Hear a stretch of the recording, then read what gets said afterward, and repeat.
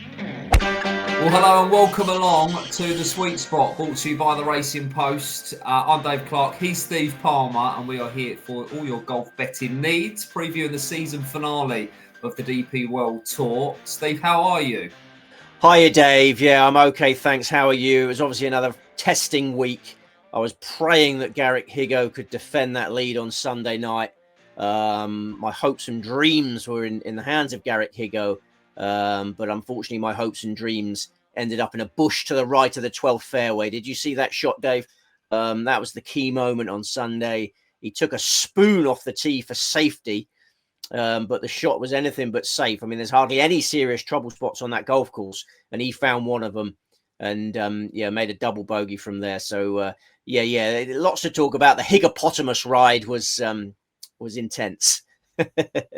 Okay, well, listen, there's a lot to unwrap from last week. There was some, I want to call them controversial picks from you, but there wasn't really. The YouTube comments came alive, but we'll go in sort of chronological order. I know you like to do that. Do remember to get involved with us here on the Racing Post YouTube channel. We want to hear from you. Jump in the comments. Who's going to oblige this week? Who's carrying your money? Your thoughts on Steve's picks are always entertaining for me. So we will dive straight in. Right, we'll go with the Abu Dhabi Championship, won by Aaron Rai in a playoff with Tommy Fleetwood, who you did give a big mention to last week as the player that you sort of struggled to keep out of your team. He showed up well, but he was turned over in a playoff. Yeah, Aaron Rai, 25-1 winner. He won after almost 2 months off. We hadn't seen him since the BMW PJ at Wentworth. He was third at Wentworth and then took some time off. Hold loads of putts in round one, which is traditionally a weakness. So a hot putter in round one was a surprise. Then just did classic Aaron Rai from there. Pounded greens in regulation over the final 3 rounds. Third DP World Tour title. The second time he's beaten Tommy Fleetwood in a playoff. That's how the 2020 Scottish Open ended too. I just find it hard to get excited about Aaron Rai. Yeah, if Aaron Rai wins, I'm very rarely happy because he just plods along, doesn't make many mistakes. Wears those 2 gloves, uses those pink Castle tees that you were sending me a picture of the other day, the pink Castle tees. But, you know, he's eccentric in many ways, but can win golf tournaments. He's won on the PGA Tour as well. So, Aaron Rai was a difficult one to find for me. I wanted the other fella to win in the playoff. Yeah, listen, I'm hoping our producer Ben can just show the picture that I put in our chat. A massive flex. You're playing golf for $1.5 million in the playoff, and you bring out the big pink Castle tee. I love it. Yeah, I mean, I personally think he's a disgrace to the sport for using pink Castle tees. If Tommy Tiger, my 6-year-old son, put a pink Castle tee in the ground, I would immediately destroy it. He's very, very eccentric, as I say, Aaron Rai. He's got a driver that's 7 years old. You know, he's not interested in any of the new drivers. He uses a tailor-made M6 from the dark ages. If you go through his bag, he's got one of the most unusual bags on the professional circuit.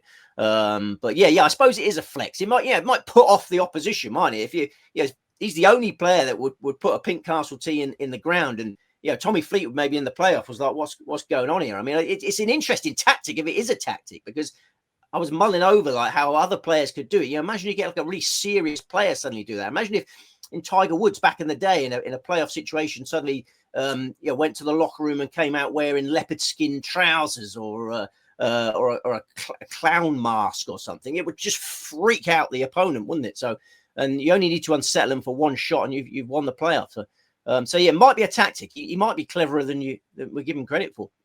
Maybe. Right, the finishing order was, of course, Aaron Rai, Tommy Fleetwood, Nicolai Højgaard, Rory McIlroy with the closing round 62, Daniel Hillier and Richard Mansell. Before we get to the Nailies, if you like, we've got to address Tom McKibben, who was on selection last week. Never really at the races. No, opened with a 75 and just tailed off immediately. He was in the penultimate group out on the first day. So he teed off miles behind and then got further behind. And I mean, I assumed that it'd be all business after Hong Kong. I thought he would just briefly celebrate the victory and then go to more important matters there. But he clearly had a serious hangover from Hong Kong. And the 75 just left him miles behind. 2 double bogeys in round one. So yeah, he's gone from playing perfect golf in Hong Kong to ugly golf in Abu Dhabi. So yeah, hugely disappointed. I mean, the tournament was a real test of fortitude because it was down to either Tom McKibben or Tommy Fleetwood for the for the main money. Ugo Casaud at 3 figures is always going to be in the staking plan. So you got to pick between Tommy and Tom. And on the Monday, Tom McKibben was 28-1 and Tommy Fleetwood was 6-1. So that's when I make the decision that the value is with Tom McKibben. And then McKibben shortened over the next 24 hours into like 20-1, and Tommy Fleetwood went the other way. And that's not my doing because my previews weren't even out yet. So there was loads of people thought there was early value in McKibben, not just me. And then the prices by Tuesday were different. Now, Fleetwood was available at 8-1 on pre-tournament, 8-1. So yeah, obviously I wake up Thursday kicking myself that I've made the wrong decision. Now, I suppose I could have had all 3, but then you're asking a lot of the working man. Our audience is the working man. I didn't want to put too much pressure on them. But as time went by, I was fully behind Tommy Fleetwood. I had loads of running investments in Tommy Fleetwood. I had the double with Luke Littler, Dave. We discussed that last week, didn't we? I don't want to put pressure on the working man. And if you don't like backing short price golfers, you can find ways of boosting the price. And I got 25-1 on Tommy Fleetwood and Luke Littler on the Wednesday because Fleetwood was drifting. So I would have loved Fleetwood to win. I'd be on Luke Littler at 25-1. And as I say, in running, I was just all over him because there wasn't a moment over the final 3 rounds of that tournament that I didn't think Tommy Fleetwood was going to win. The only time I thought Tommy Fleetwood was not going to win was when he didn't win. It just suddenly lost that, he suddenly lost the first playoff hole, and I was like, oh, it is possible that he's not going to win. I was fully behind him on Sunday, Dave, and I was disappointed with Mr. Pink Castle team, man. Let's talk Rory McIlroy then. As I mentioned, a final round 62 and a surge up the leaderboard, which he so often does in this event. Yeah, another Abu Dhabi near miss. I mean, his Abu Dhabi Championship record is bonkers. Just always contends, never wins. I mean, I remember being on him way back when, and there was a controversial penalty he got for dropping his ball on a walkway, if I remember rightly. He just made a slight drop blunder, and I think he got pipped by Pablo Larrazabal. So I mean, I've gone through the Abu Dhabi horrors with Rory in the past. He'll be keen to lay the Abu Dhabi ghost to rest at some point before he hangs up his clubs. But lots to talk about with Rory McIlroy in the DP World Tour Championship betting. Okay, one player that carried my money last week was Ludwig Aubert, a course debutant. He's a course debutant this week as well, so I'm sure we'll mention him. It was quite a roller coaster ride with old Ludwig for me. He carried my money. We had a hole in one. We had all sorts going on. Yeah, hole in one in round 1, I believe, wasn't it? I mean, he was knocking the rust off his game for having not played for a while. I mean, Aaron Rai did it incredibly well. 2 months off. Aaron Rai handled it better than Ludwig Aubert. I mean, there's loads of players that seem to just find their A game spectacularly on Sunday. And we should discuss some of them now because they haven't quite made the DP World Tour Championship staking plan. I mean, Richard Mansell, I don't know if you noticed Richard Mansell, he closed with a 63 for 5th place. Yeah. He lives in Dubai, Dave. So he's playing a home game this week, having come off a 63 in Abu Dhabi. You have to respect Richard Mansell's chances. Angel Ayora, he also closed with a 63, Dave, finished 9th. Making his course debut at Yas Links. He's making another course debut this week. So will it be a similar story for Angel Ayora, settling at a new venue and then coming with a late rattle? I think it probably will, but I love Angel Ayora, class act, rising star. And Marco Penge, obviously a sweet spot hero. Marco Penge also closed with a 63 for a share of 9th place, also making his Yas Links debut, also making his DP World Tour Championship debut this week. Marco and also in with a chance of winning the whole thing. Absolutely, yeah. There's only 3 players that can win the race to Dubai, and Rory McIlroy, Marco Penge, and Tyrrell Hatton. Will it be a similar story with Penge settling at a new venue, then coming with a late charge? As I say, I respect those 3, but they've not made a staking plan. Right. Anything else to add, or should we move on? No, sir. Let's move on to the Higgopotamus. Okay, right. Ben Griffin was our winner of the Worldwide Technology Championship, 29 under par. We had Chad Romy, Sami Valimaki, the Higgopotamus, Trevor Cohn, all in behind. But it was a third PGA Tour win for Ben Griffin. Only his second appearance since his Ryder Cup debut. Now up to number 9 in the world. He's not the best. He's not the 9th best golfer in the world, is he? Absolutely not. It's just staggering world ranking, isn't it? Anyway, an interesting little tidbit for you here. He made birdie on all 4 par 3s in the final round, which I think is very impressive. That is impressive. I mean, I used to be assistant professional at Came Down Golf Club in Dorchester, and the members used to come in for their twos money. So if you made a 2 in a competition, you'd come in and get £2. So all these old fellas coming in, I got a 2, and I'd have to dish out the £2. So Ben Griffin would have got lots of twos money there. I don't think he's world number 9. I think it's a really flattering world ranking. But he punished me for doubting him last week. I mean, some of the putts he held on Sunday night were just enormous. I don't know whether you were following. I went up the snooker club to watch it, because the last time I went up the snooker club to watch a final round of a PGA Tour event, it was Kurt Kitayama winning the 3am Open. So I thought, that's my lucky venue. It felt like my lucky venue until Garrick Higo fired one into that bush on the 12th. Yeah, that was when I realised that Lady Luck is not a member of the snooker club. And so Higo fires into the bush with a spoon. It's like some little driving iron, and he's taken a club for safety. He'd be so regretting he didn't just hit driver now and attack the hole, because he played safe. And there's nothing worse as a golfer, is there, when you take a club for safety and it goes wrong. If you smash a driver into the bush, you feel a bit better about it. And so he's double bogeyed the 12th to. The hippopotamus has given himself a mountain to climb with a double bogey at the 12th. Hippopotamus is not very good at climbing mountains. That 12th hole was the key to everything, because that 12th hole, Ben Griffin is making his 5th consecutive birdie on that 12th hole. There was a half-hour spell in the snooker club where I was with my mate. He really had to work hard on me, because that half-hour spell transformed the golf tournament. Griffin holding putts from the lampshades, to use snooker parlance. I was at the bar in the snooker club. The TV's like a little fairway away, and I'm like, I see Griffin dancing around. I think surely he's not hold that putt, but his putting was fantastic. And one bad swing cost Higo. But this is the pre-tournament favourite, so I'm pleased for the punting community. Hopefully, plenty of punters back the pre-tournament favourite. I mean, I thought he was poor value at those odds. I still think he was poor value at those odds, David. Yeah, the result doesn't change the fact he was very, very short price for his ability, I think, last week.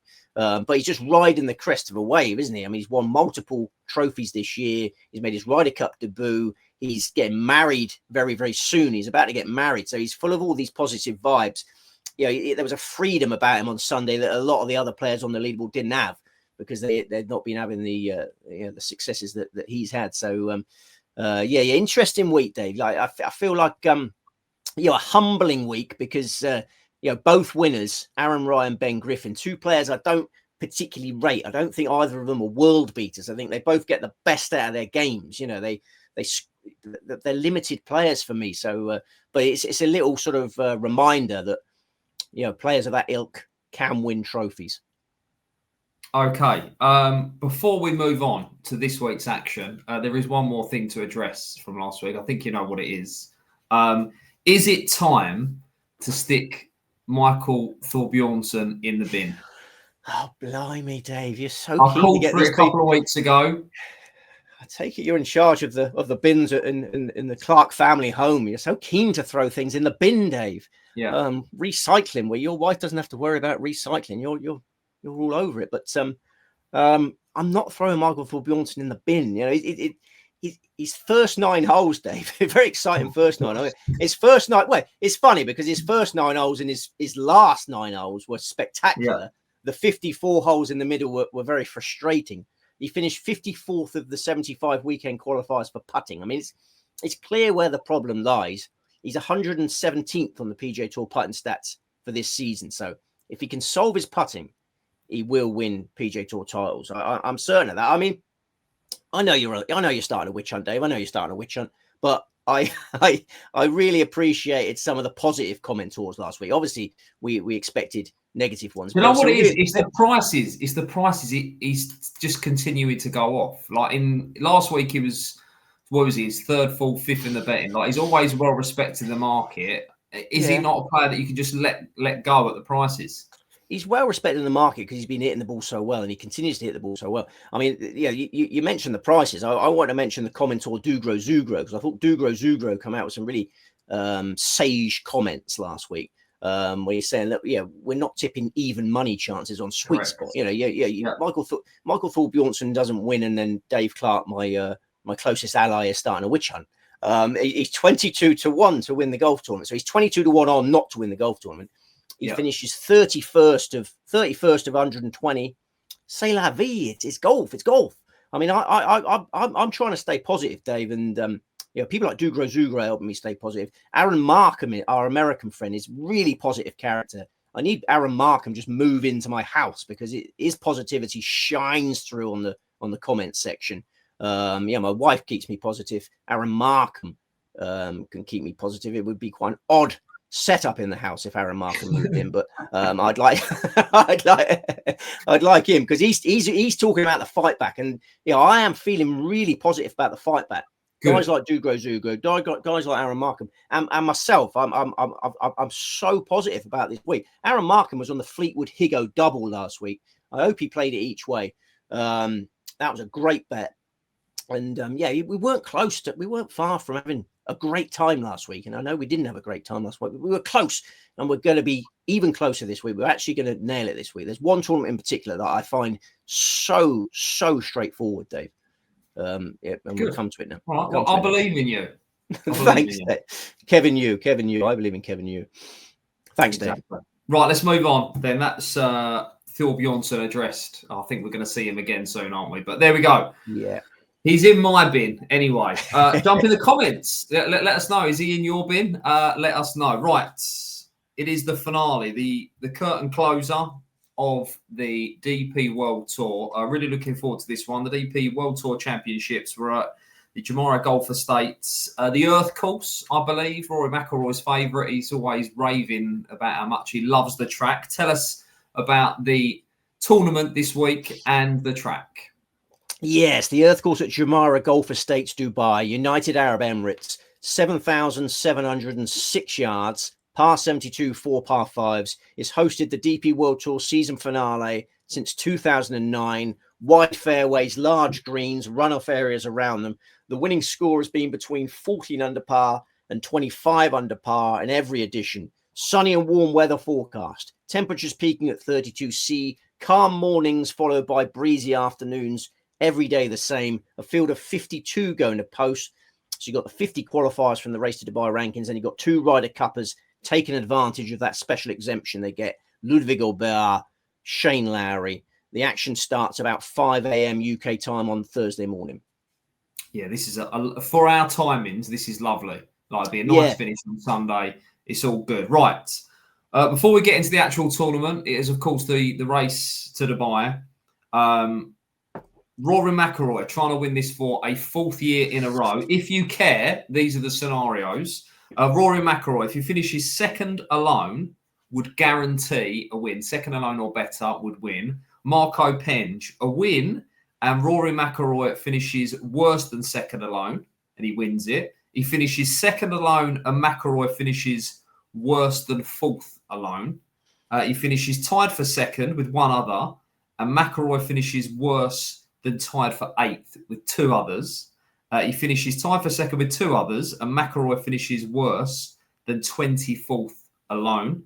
And if you're still awake, Tyrrell Hatton can win it with a win, and McIlroy finishing worse than tied for 8th with 1 other, and Marco Penge finishing worse than tied for second with 1 other. So if they're not correct, I've taken them off the official site. I'm sure they are. They are your scenarios. If you care, there are 3 winners, but we're here to try and find the winner of a golf tournament, not the Race to Dubai. What sort of player are we looking for here, Steve? Length, right? Yeah, this is a really long golf course. It's generous fairways. Yeah, you can really open your shoulders here. Strong ball striking, the key to success. Okay, right. Previous winners. Rory McIlroy did actually win the event last year, as well as the Race to Dubai. Nikolai Højgaard 2023, John Rahm, Morikawa, Matt Fitzpatrick, John Rahm, Danny Willett. 99 bunkers, a long course. Matt Wallace birdied every hole on the back nine last year in his third round, which was, of course, on Saturday. So could be a birdie fest again. Steve's telling you need to be long. How many players are we tipping? We got 3, Dave, and then we got 2 in the PJ Tour event, so a total of 5. Good okay, math. 3 and a 2, 6 each way doubles if you like it. The betting here: Rory McIlroy around about 4-1, Tommy Fleetwood 7s, Tyrrell Hatton 14s, Ludwig Aubert similar price, and then bigger prices everyone else. Star-studded field. Who is the main selection? That was all very interesting, Dave, but it's all going to become very, very simple when Rory McIlroy wins the DP World Tour Championship. I am not turning down the chance to devour this hot pot. McIlroy's record at the Earth Course, as you say, it's incredible. He's been teeing up at this track since 2009. He's played in this event 14 times. He's won 3 DP World Tour titles. He's finished in the top 5 9 times. He's 194 under par for his 56 rounds at the Earth Course, set to win another race to Dubai. It'd be a 7th race to Dubai. So Colin Montgomery began very twitchy. I'd love a live cam on Colin Montgomery this week, because when he got 8 Order of Merits, as it was called back then, it looked like an unbeatable record. Now McIlroy's come along, surely going to smash that record in the years to come. McIlroy's driving made for the Earth Course. This is a huge ballpark, generous fairways. McIlroy can dominate his rivals off the tee. The rest of his game's been in great shape this year. His putting has become a strength. He's enjoying the most glorious campaign of his life. I think McIlroy's looking to put the icing on the cake of a dream year. I mean, look at what he's done this year, Dave. He's won at Pebble Beach. He's won at Sawgrass. He's completed the Grand Slam at Augusta. He's won the Irish Open. He's won an away Ryder Cup. Now, put Earth Course glory on top of that cake. He'll move past Seve Balathirov. Seve Balathirov is on 6. Rory McIlroy's on 6. We're talking about European money lists here. So, yeah, this debate rages, doesn't it? Who's the greatest golfer in European history? It's between those two, and Rory McIlroy has time on his side to make it an even more emphatic judgment. I think he already is, but he leaves Seve Balathirov behind this week. And, he is the greatest golfer we European shores have ever produced. And that warm-up last week, Dave, oh, my God. Could you get a more perfect warm-up than the Abu Dhabi Championship and Rory McIlroy? Hardly hold a putt over the first 3 days. Yeah, particularly in round 1, an ice-cold putter. Then come Sunday, everything just clicks into gear. 1 eagle, 8 birdies, 9 pars, final around 62, finishes a shot shy of the playoff.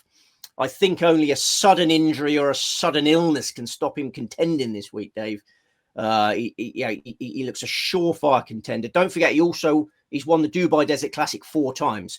You send Rory McIlroy to Dubai, very often comes home with a trophy. I think 4-1 is a more than fair price. I was delighted when I saw 4-1. And if it's the same deal as last week, Dave. If you think that price is too short for you, our audience is the working man.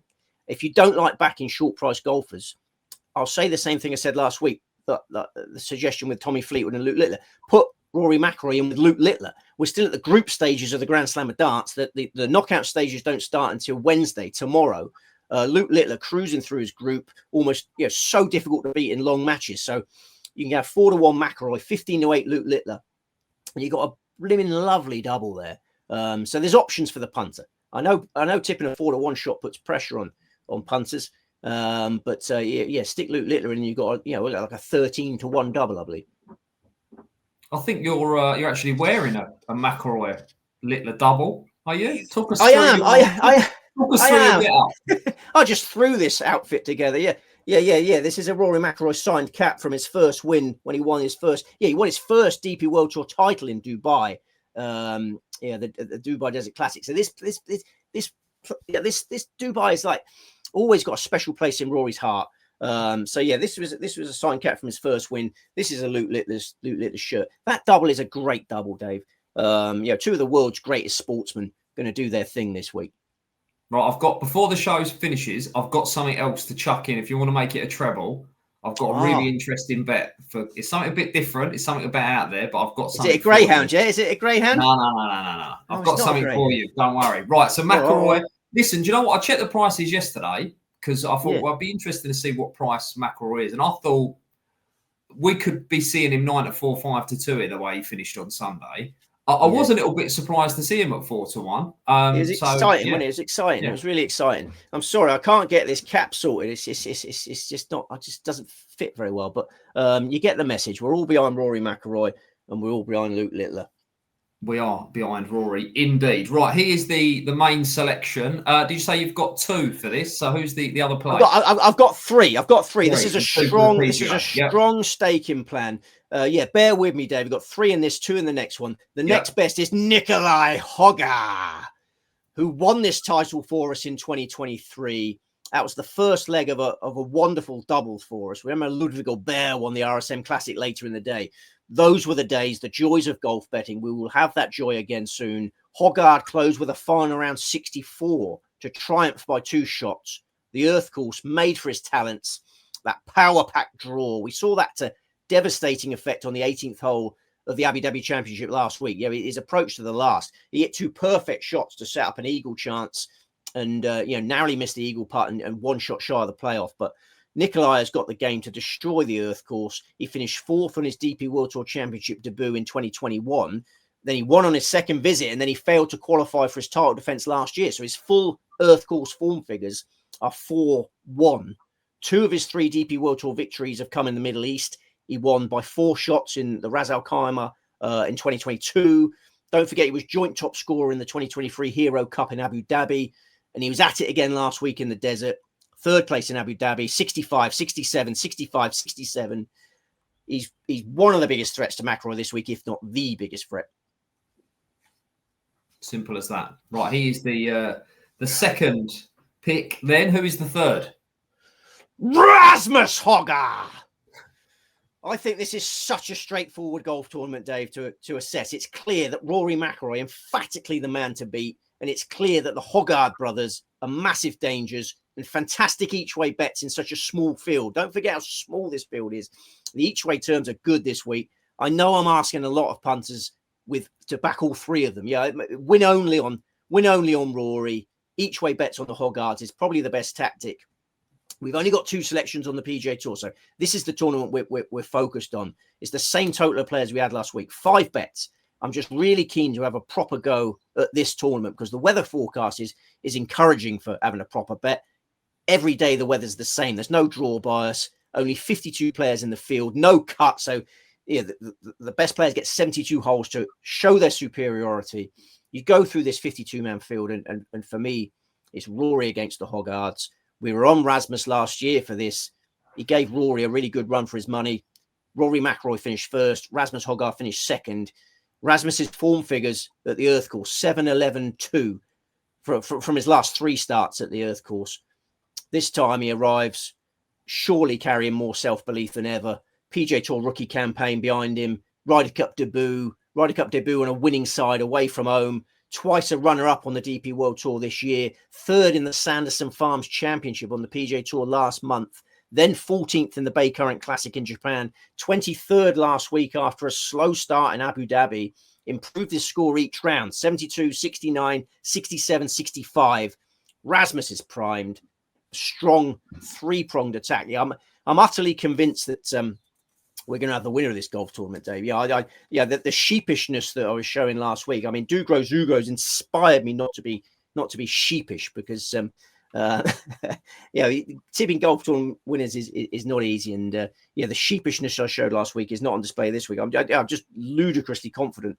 Dugro Zugro and Aaron Markham have inspired me. Well, listen, a much smaller field here. He's still getting across the board, sort of quarter the odds, 5 places here. So it's a tournament to attack. It feels like. It really does, Dave. It really does. We got a good record in this tournament, and I really like the look of it. I get really excited when the weather forecast is fair. The Claxon's nowhere near. No Claxons, and 72 holes, no cut. Rory McIlroy for me is the likely winner, and then he's just going to have the Hoggard brothers snapping at his heels.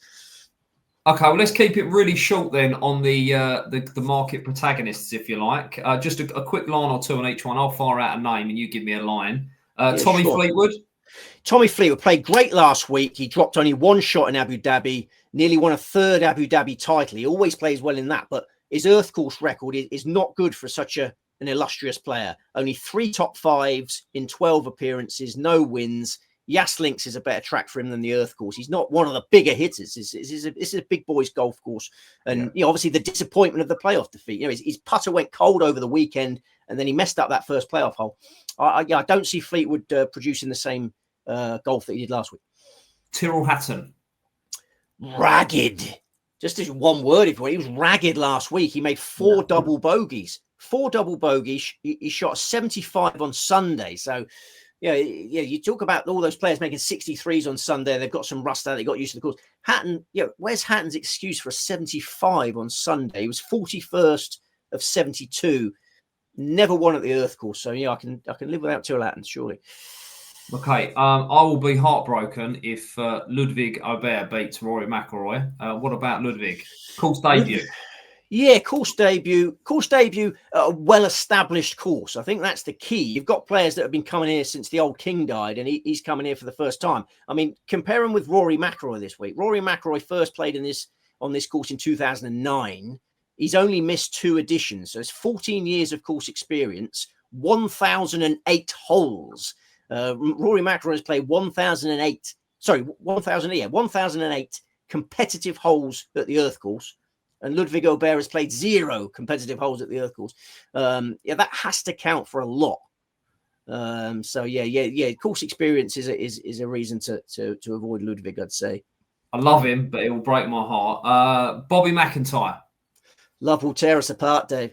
Bobby McIntyre, only 1 top 5 finish in 6 earth course starts. So, obvious threat, but just much prefer my 3. I mean, I can't tell you how straightforward I found this golf tournament. I really, really, really enjoyed yesterday. Obviously, I went into my usual Monday processes, downbeat after the hippopotamus failure. But I found the tournament so straightforward, and as I say, I'm losing confidence. It's good. It's a 3-round race. One other player I wanted to ask you about, former winner, Matt Fitzpatrick. Yeah, Matt Fitzpatrick. 2-time winner. There aren't many course winners in this field, but he's won it twice. Matt Fitzpatrick. I respect Matt Fitzpatrick, but just much prefer the dynamism of the Hogarth brothers. I mean, in an ideal world, it can't happen, I know, but McIlroy wins the tournament and we cop, and Marco Penge wins the race to Dubai. I'd love Marco Penge to win it. Yeah. Well, you went through the mathematical. It's impossible. It's impossible. It'd be lovely. One of our own, right? Marco Penge is one of our. We've adopted him here on the Sweet Spot. He's one of our own. We do love Marco Penge. Nothing is impossible, Dave. Is that what the Nike advert used to say? Impossible is nothing. Impossible is nothing. Let's get the grammar right. So let's move on. We're aboard the Rory train. Let's move on. Bermuda Championship, then the PGA Tour event this week. Short, wind exposed course. Let me give you recent winners: Rafael Campos, Camilo Villegas, Seamus Power, Lucas Herbert. Where are we, and what sort of course are we tackling here? Port Royal Golf Course, Southampton, Bermuda. 6,828 yards, par 71, 3 par 5s. The Bermuda Championship was staged for the first time in 2019. The course was designed in 1970 by Robert Trent Jones. It's on high ground overlooking the Atlantic Ocean. Generous fairways, huge undulating greens. You get a lot of 3-putts in this tournament. And then the best hole, I'll be very interested to see what club you take, Dave. It's a 235-yard par 3. I'm hitting a spoon. I'm going to hit a spoon.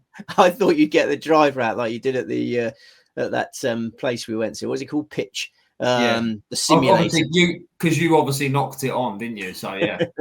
Well, no, I miss it by 3. Yeah, it's a par 3, 235 yards over the ocean. So it's a carry over the ocean. It's a forced carry. It's a beautiful hole. It's a signature hole.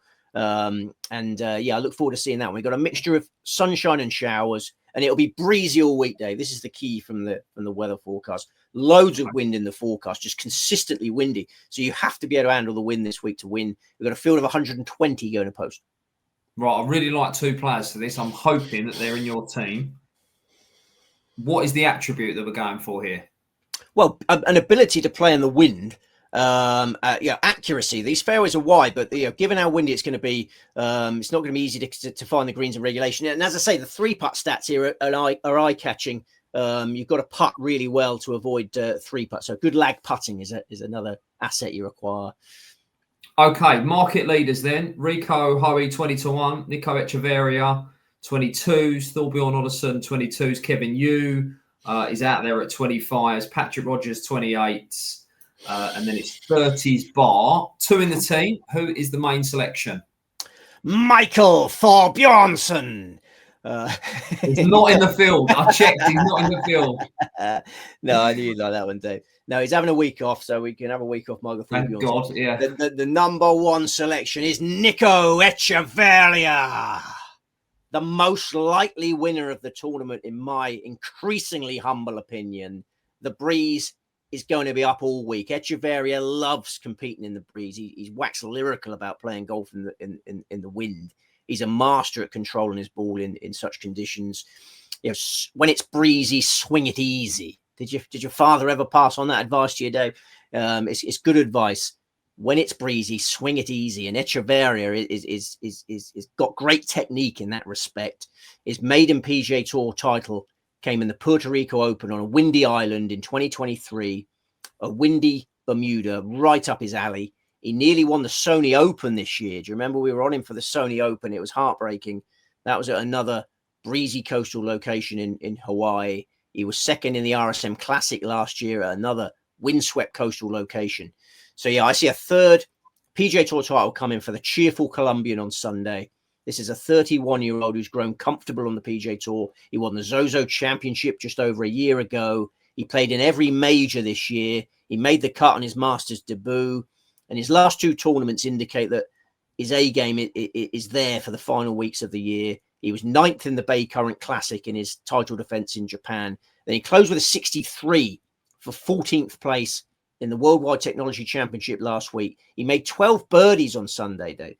12 birdies in the final round at El Cardinal. He finished with 4 birdies in a row. It's an incredible round of golf on Sunday from Echeverria. He's coming to Bermuda with a wet sail, and his game is ideally suited to the assignment. He's accurate, Dave, so that wind's not a problem. And he's become one of the best putters on the PGA Tour. I think that's fair comment. He's really, really good putter, and he's got steady Bermuda form figures. This is his 4th start in the event. So yeah, all on Nico. I saw you smirking there, Dave. What were you going to say? Yeah, no, he was one of the players that I like this week. Oh, so good. I'm absolutely delighted. The other one is Thorbjorn Olesen, and I don't care whether he's in your team or not. You've given a mention to. I've backed Nico Echeverria loads and loads of times. He's a great putter, so I'm happy already. Who is the other pick? The next best is Pearson Coody. Keeping the faith with Pearson Coody, we remain confident. This lad has what it takes to become a PGA Tour champion. He's won 3 times on the Corn Ferry Tour. He's already wrapped up a PGA Tour car for next season. His sole focus this week is making a PGA Tour breakthrough. And he's one of the best players in this field. I was cheesed off last week by the tee times, Dave. He was drawn in the very last group out in round 1. Worst of the greens, worst of the Thursday weather, rushing to get done before darkness descended. Coody struggled to get going over the first 2 days from a poor set of tee times. Weekend rounds of 67, 66, hauled up to 31st place. His driving was typically amazing. This is an amazing driver of the golf ball. He was 5th for greens in regulation. He was 68th in the putting stats, Dave. So didn't hole anything. The same sort of deal as Michael Thorbjornsson. Any warming of the putter from Pearson Coody, and he'd be right in the thick of things this week. As we discussed last week, Coody loves a tropical location. He won on the Corn Ferry Tour in Panama. He's also played well in the Bahamas on the Corn Ferry Tour, and his Bermuda Championship debut last year resulted in 4 rounds in the 60s for 12th place. Bear in mind, please, that he'd missed 3 of his last 4 cuts coming to that tournament last year. So he's arrived in really poor form. He's fallen in love with Port Royal. He returns as a 25-year-old who appears on the brink of big things. He lost a playoff for the ISCO Championship last year. He was third in the 3M Open in July, third again in the Bank of Utah Championship at the end of last month. So it's only a matter of time, Dave, before Cootie is making the bookmakers moody.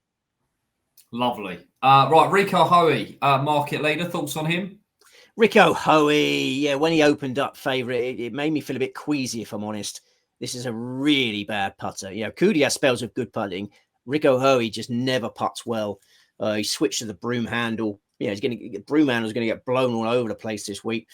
But I mean, tee to green, he's ideally suited to a windswept course. I mean, crisp ball striking will be the key to success. So he's a brilliant ball striker. He was 17th on his Bermuda debut last year. You have to respect him, but to be favourite, this is a PGA Tour maiden who can't putt. I know naysayers will be mentioning Michael Thorbjornsen now and say, what about Michael Thorbjornsen, Steve? Does he fit that description? Well, maybe, but Hoey is 6 years Hoey is 6 years older than Michael Thorbjornsen. Hoey is a 30-year-old maiden. I can't get excited about him at those odds. What about Thorbjorn Olesen? Yeah, I can see your excitement, old Thunder Bear. I can see why it's exciting you. But yeah, course debutant. You're backing a lot of course debutants at the moment, Dave. It's not good. It's not clever, is it? It really isn't. It's not clever. I mean, he should enjoy it, though. He should enjoy it. He can definitely play in the wind. Thunder Bear can handle the wind. He's won at a couple of coastal tracks on the DP World Tour. But yeah, this is a 35-year-old PGA Tour maiden. So yeah, I can see Olesen placing. Obviously, I only got 2 tips. Olesen would be, if I was having more than 2, I'd be seriously considering him. I prefer my 2. Again, this is so straightforward. I mean, I was watching a blooming drama at 11 p.m. last night. Normally on a Monday, I'm in here till 1 a.m., 2 a.m., burning the candles on and just really making sure everything's burning the midnight oil is the expression. Well, yeah, I was trying to think of one. If there's one, if you're in at 2 a.m., you're still burning the midnight oil, or you're burning the 2 a.m. oil. That's why I stumbled there. There is no classification. More importantly, in Steve Palmer's downtime, what drama is he watching on TV? Well, there's this really weird one on Sky Atlantic that there's a little fella that's a really good actor. I've seen him in other things. He's a fantastic actor. I can't remember his name, but it's Iris, something to do with Iris, and they're making some machine that's basically they sort of built some machine that is God or something. I don't even fully understand it. It's not the sort of drama you should be watching late at night. But there's a really attractive lead actress, and I think she's a great. Yeah, it's just some great acting there. But as I say, normally it was just so easy. I found these golf. Was it something that Mrs. Palmer wanted to watch and you was roped in? Yeah, Mrs. Palmer's has been recommending it to me, and but yeah, she's as confused as I am. It was but it's just a joy to be watching a drama that time on a Monday. Less players to evaluate, I suppose. 52 runners and 120 runs, so that might be a factor. But as I say, I just found it so straight. There's no one. There's no worries this week. There's no one that was close to selection. I often have those concerns about so close to having him, like Fleetwood last week. There's no one. These are the 5 best bets, and as I say, I'm really confident of success. I like it. So remind us where we're at in the golf. Not the golf, the darts with your darts. The darts. Yeah, Luke Littler won his first 2 matches of the group stages. He's already qualified, so he's playing one tonight. It doesn't really matter what happens tonight. Ideally, top the group. But the knockout stages start on Wednesday, so tomorrow if you're watching on a Tuesday. And they're long matches from there. 15 to 8. You happy with that? Yeah, I think 50 to 8 is a fantastic price. I think there's only one player capable of beating him over 31 leg matches. So from quarterfinals onwards, it's best of 31 legs. And I'd say Luke Humphries is the only player capable of beating him. But the odds don't reflect how much better Luke Littler is than the rest. This is the new Phil Taylor. Phil Taylor used to go off 4 to 9 for darts tournaments. Luke Littler's going off 2 to 1 for darts tournaments. Get him in your double with Rory McIlroy, and then. Who's this? This is not a greyhound you're going to throw my way. No, it is not a greyhound. Right. Is it? Strap yourselves in. I've got a 3 to 1 good thing for you. And we are going to the jungle. Oh, We're going to the jungle. The favourite, I think, is a good thing. There's already a little bit of momentum online. The younger generation, who I don't really think are avid viewers of I'm a Celebrity, Get Me Out the Jungle, whatever the hell it's called. But Angry Ginge. I don't know if you're aware of Angry Ginge. He's sort of a Twitch streamer, big in the YouTube world. All that mate. generation. He's mates with Luke Little, isn't he? Yeah, he is. Yeah, I know. Yeah, I know Angry Ginge. She's been in the crowd sometimes watching Luke Little. And I think the younger generation, the support is already there. It's going to swell. And if they start voting, which obviously is what this one hinges on, 3-1 is enormous. Absolutely enormous. Like, there are some faces in it. Martin Kemp, I'm sure many people will know. Kelly Brook, which I'm looking forward to seeing how she performs in the jungle. But Angry Ginge is 3-1.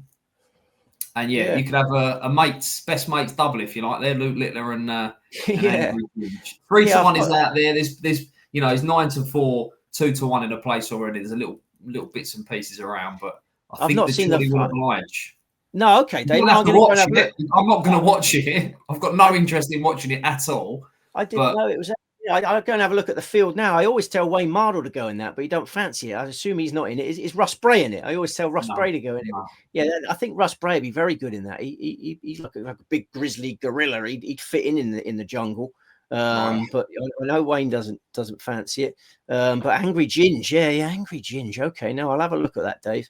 The older generation will have no idea who this person is, but that just, for me, once the younger generation who do know who he is latch on to that and that kind of ongoing sort of narrative of who is this, we've got a YouTuber, blah, blah, blah, they'll latch on to that and the votes will come flooding in and he'll win at a canter. So I think the Fab's a good thing. I won't be watching it. I've got no interest in it whatsoever. Does he get angry then? Does Angry Ginge get angry? Because you need to keep your... I'm assuming so. Yeah, I'm not familiar with. Stay calm. You know, stay calm. Like, if he doesn't have a lot of food and then he gets even angrier, then he might punch someone and get disqualified or something. So I think we'll be all right. That's okay. No, I saw the market and I've gone down the runners. And I think if the younger generation latch on and start voting, this is an absolute good thing. All right, Dave. No. Wait, we got winners coming at you from all directions here. The sweet spotters are enjoying this one. Yeah, but as I say, I will reaffirm that there is no need at all to watch the program. I won't be watching it, but I'll be backing the favourite to win it. Got it, Dave. Got it. Right, give us a roundup then. We've got the season finale in the DP World Tour. Remind us of your selections then for the DP World Tour Championship, Steve. Rory McIlroy, Nikolai Hogger, Rasmus Hogger. And the Bermuda Championship. Nico Echeverria, Pearson Coody. And I'm really pleased to see that you've kept your pecker up, mate, after a disappointing week last week. No, Pecker's staying up. Pecker's staying up. Family doing well. I had a lovely dog walk with the wife yesterday morning. Got me in a good frame of mind, and I'm really encouraged by the progress my son is making. He's finally switched to the interlocking grip, Dave. I've been I first suggested the interlocking grip to him when he was 11 months old, and he was not interested. Every year I've tried to get him to switch to the interlocking grip, and he's just like, get lost. I know what I'm doing. Leave me alone. It doesn't want any coaching. And then last Saturday, on Saturday morning, I suggested it again, expecting the usual response. And he actually asked what it was, wanted to learn it. So I think 6 years old is the sweet spot, if you will, for when they're ready to learn grips. You know, kids are ready to learn grips. I've been a bit pushy in the early years. I obviously regret that now. But he mastered it straight away, Dave. He got the interlocking grip going, and he was hitting it better. And I just was so encouraged by that. That's probably where my joy is coming from here. My pecker is up because he's got the interlocking grip now, which is going to help him in future. And I said to him, like, when I switched the interlocking grip, I was 21 years old. I didn't have anyone helping me with that respect. And you start off baseball grip. Everyone starts on baseball grip. You've probably been through the same thing in your day. You suddenly realize that you need to switch to the proper grip. And as I say, I was 21 and it took me about 6 months to get used to it. And yeah, so I think Tommy Tiger's on the path to greatness. Yeah, maybe Michael Thor Bjornsson needs to make that switch. Did you realise that there's hardly any PGA Tour professionals with a baseball grip? Do you know is one of those? Yeah, I've given you a big clue there. Yeah, well, yeah, you kind of spoil a little bit. I'll tell you Yeah. what, the thing that I've been interested in is this floating right thumb that some of the players. I'm quite interested in that. I'm going to try that out. Yeah. No, try that out. But yeah, Michael Thor Bjornsson is got the baseball grip, and he's the best driver on the PGA Tour. So I don't care. He's dead to me, so I don't care. Yeah, sure. No, he's in your bin, and you see his head poking out of your bin. No, good times. It's been a pleasure as ever, Steve. We've got all bases covered. We've got reality TV covered, all the golf covered, the darts covered, the whole lot. It's not a problem. Come in for your parenting needs as well. We are here on the Sweet Spot every single week. You out there, get involved with us. Jump in the comments. Like, comment, subscribe. Remember to smash that notification bell so when we upload, you will know. Gamble responsibly, and we'll see you next week.